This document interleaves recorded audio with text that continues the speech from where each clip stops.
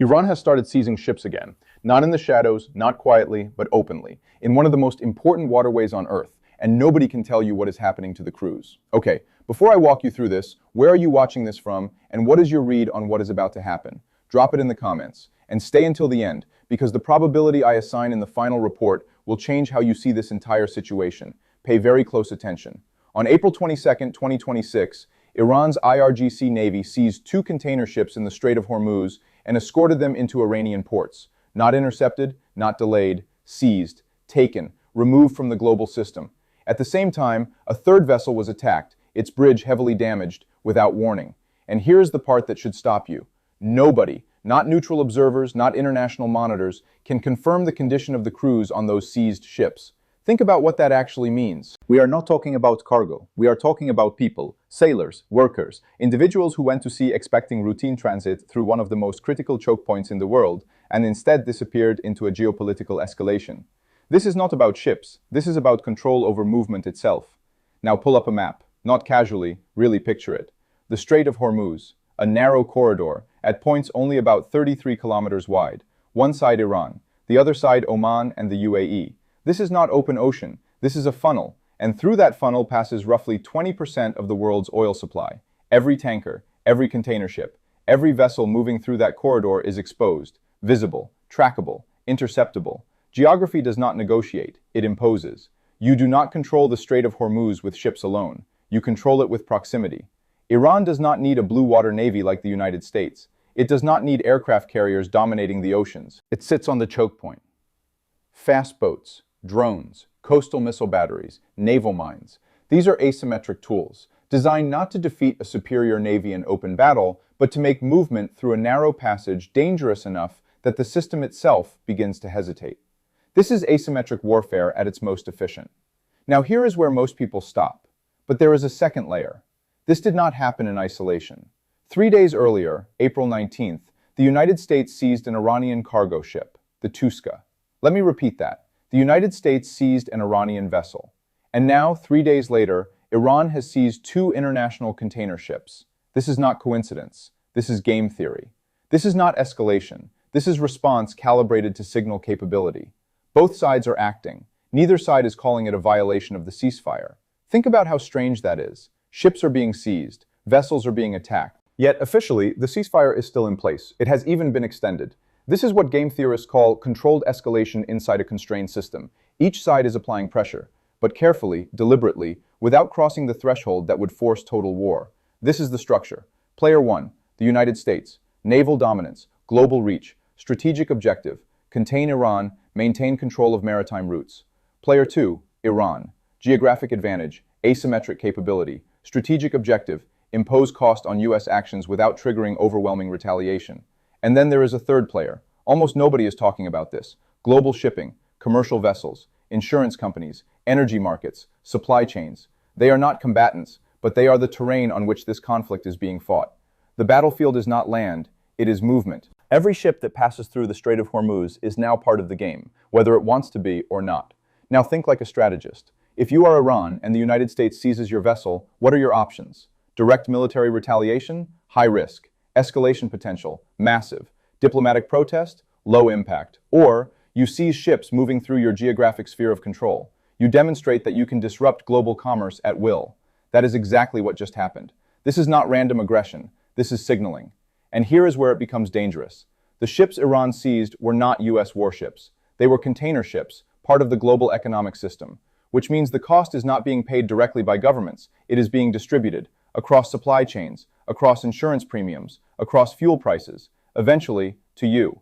The most effective pressure is the kind that spreads. Now step back. This war began February 28th. Since then, there has been a fragile ceasefire, extended, maintained, but clearly unstable. And now we have reached a new phase.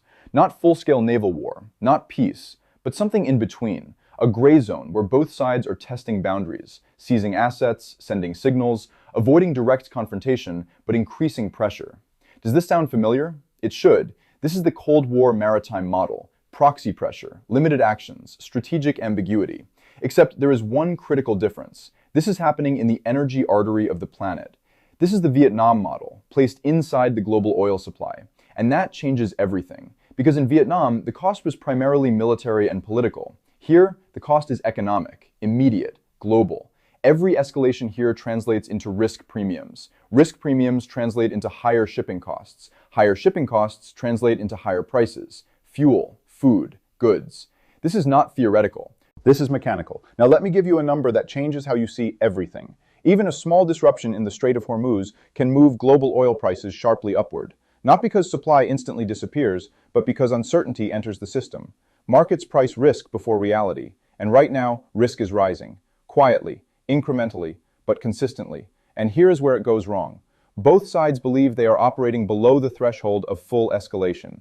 Both sides believe they are sending controlled signals. Both sides believe they understand the limits. But in game theory, there is a problem. When both players escalate carefully, the system can still drift into unintended outcomes. This is called a negative-sum game. No one intends to trigger collapse, but each move increases the probability. In a negative-sum game, rational actions can still produce irrational outcomes. So now we have to ask the real question. Not what just happened, but what happens next? Are these seizures a one-off signal or the beginning of a sustained strategy? Will shipping continue through the strait as normal, or will hesitation begin, slow at first, then accelerating?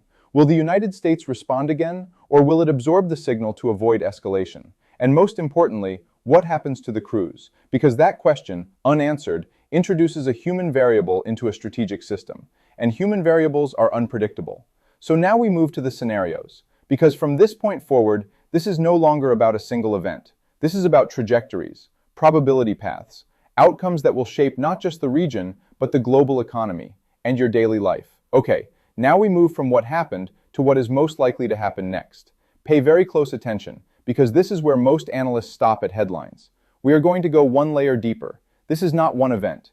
This is a pattern beginning to form, and when patterns form in geopolitics, they tend to follow structure. So let me walk you through the three most likely scenarios. Scenario 1, contained signaling, probability 25 to 30%. In this scenario, what you just saw is a controlled exchange. The United States seizes an Iranian ship. Iran responds by seizing 2 international ships. A third vessel is attacked, but not sunk. Damage, not destruction.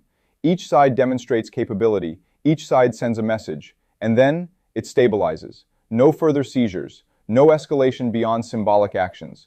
Shipping continues through the Strait of Hormuz. Insurance premiums rise slightly, but the system adapts. Crews, eventually released. Quietly, through back-channel negotiations. This is the classic deterrence loop.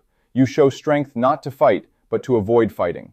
Now think about the incentives. The United States does not want a full-scale naval conflict in the Strait. That would risk global energy markets and force escalation. Iran does not want direct war with the United States. That is a fight it cannot win conventionally.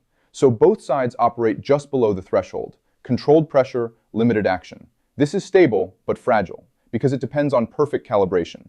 And perfect calibration rarely holds. Stability in geopolitics is often just delayed instability.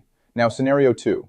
This is where it starts to shift. Scenario 2, sustained asymmetric disruption. Probability, 50 to 55%. This is the one that keeps analysts awake. In this scenario, Iran does not stop. The seizures are not a one-time signal. They are the opening move of a strategy. Instead of direct confrontation, Iran begins to apply continuous pressure on shipping through the Strait of Hormuz. Not constant seizures, that would provoke escalation, but intermittent, unpredictable. One ship this week, another in 2 weeks. A third attacked but not captured. Enough to inject uncertainty into the system. Enough to force shipping companies to reconsider routes. Enough to drive insurance premiums sharply higher. Enough to make every transit through the strait feel like a calculated risk. Asymmetric warfare is not about winning battles. It is about changing behavior. Now think like a shipping company. You have a vessel carrying millions of dollars in cargo. You can send it through a choke point where ships are being seized. Or you can reroute. Longer distance, higher cost, delayed delivery. Multiply that decision across hundreds of ships. This is how disruption spreads without a single major battle. Now layer in geography again. There is no alternative route that replaces the Strait of Hormuz. You can reroute partially, you can delay, but you cannot replicate that corridor. Which means the system absorbs the cost and passes it forward. This is pressure without explosion. Now bring in history. Does this sound familiar? It should. This is the tanker war model from the 1980s, but updated. Back then, ships were targeted to disrupt oil flow during the Iran-Iraq conflict. Now, the tools are more precise, the signaling is more controlled, but the logic is identical. Target movement, not armies. Target flow, not territory. History rhymes because structure repeats. Now here's the second layer most people miss. The ceasefire remains. Let that sink in. Ships are being seized, attacks are happening, and yet, officially, there is no breakdown. This creates a dangerous illusion. Markets see stability, but the underlying system is becoming more volatile. This is hidden escalation. Not all escalation announces itself. And here is where it goes wrong. If Iran continues this strategy, the United States faces a dilemma. Option 1, respond directly. Escort ships, increase naval presence, possibly intercept Iranian assets again. Option 2, avoid escalation. Allow limited disruption to continue. Both choices carry risk. Respond too strongly, you risk open conflict. Respond too weakly, you signal tolerance, and the strategy continues. This is a classic game theory trap. No dominant strategy, only trade-offs. And in systems like this, miscalculation is common. Every move solves one problem and creates another. Now scenario 3. This is the most dangerous. Scenario 3, escalation cascade. Probability, 15 to 20%. Low probability, high impact. In this scenario, one of these interactions goes too far. A ship is not just damaged, it is destroyed. A crew is harmed. Or a seizure triggers a direct military response. Now the threshold is crossed. The United States cannot ignore it. Iran cannot back down without losing credibility.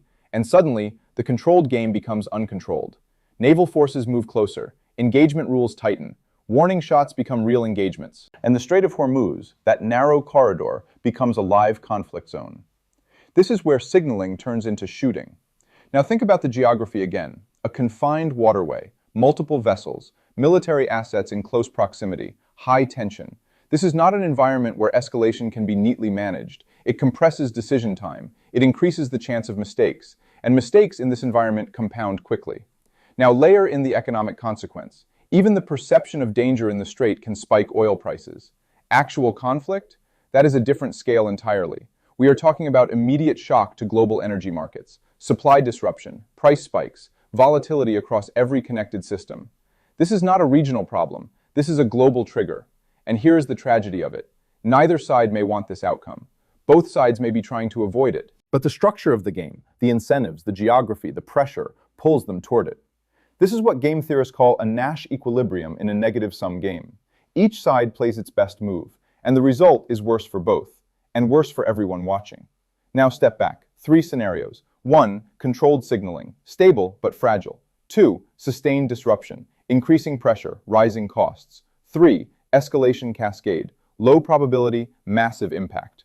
Now here is the key insight. Scenario 2 feeds Scenario 3. The longer disruption continues, the higher the probability of miscalculation.